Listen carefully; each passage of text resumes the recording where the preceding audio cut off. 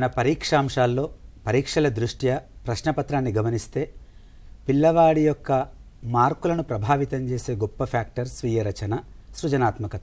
ఆ రెండు కలిపి ఉన్న అంశమే వ్యక్తీకరణ, సృజనాత్మకత. దీంట్లో మనం ఇప్పుడు కేవలం స్వీయ రచన గురించి మాత్రమే మాట్లాడతాం. స్వీయ రచన అన్నప్పుడు స్వీయ అంటే సొంతంగా, రచన అంటే రాసింది, రాయడము అనే అర్థంలో మనం వ్యవహరించుకుంటూ వస్తున్నాం. పిల్లలు సొంతంగా రాయాలి. ఏమి రాయాలి? పాఠానికి సంబంధించినటువంటి ప్రశ్న అడిగినప్పుడు దాన్ని ఆలోచించి రాయాలి. తనదైనటువంటి శైలిలో రాయాలి. అర్థమైనటువంటి విధానాన్ని రాయాలి. ప్రశ్నకు తగిన విధంగా రాయాలి. సరైనటువంటి పదజాలాన్ని ఉపయోగించి రాయాలి. క్రమపద్ధతిలో రాయాలి. పేరాలుగా రాయాలి. ఇది రాయాలి అన్నప్పుడు పాఠ్యపుస్తకం ఎట్లా దోహదం చేస్తుంది అని ఆలోచిస్తే, పిల్లలు మీకు తరగతి గదిలో స్వీయ రచనలో వ్యాసరూప సమాధాన ప్రశ్న సందర్భంలో మీ ఉపాధ్యాయులు ప్రశ్నను నల్లబెల్ల మీద ప్రకటిస్తాడు.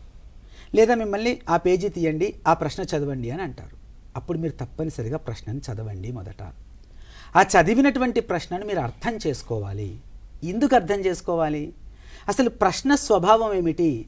తెలియజేయమంటున్నాడా, వివరించమంటున్నాడా, విశ్లేషించమంటున్నాడా, సమర్థించమంటున్నాడా, లేకపోతే మీరుంటే ఏం జరిగేది అంటున్నాడా, సమర్థిస్తూ మాట్లాడమంటున్నాడా? ఆ క్వశ్చన్ ట్యాగ్ ద్వారా ఆ ప్రశ్నను ఎట్లా జవాబు రాయాలనేది మీరు కొంత ఆలోచన జరగాలి.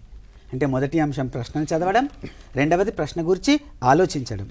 ఆ తర్వాత మనకు ప్రధానంగా ఉపాధ్యాయులు తరగతి గదిలో ఒక చర్చ నిర్వహిస్తారు. ఈ వ్యాసరూప సమాధాన ప్రశ్న తరగతి గది నిర్వహణలో ఆ చర్చ నిర్వహించినప్పుడు మీరు చురుగ్గా పాల్గొనాలి. దాంట్లో అవసరమైనటువంటి మైండ్ మ్యాపింగ్, మేధామథనం అంటున్నాం.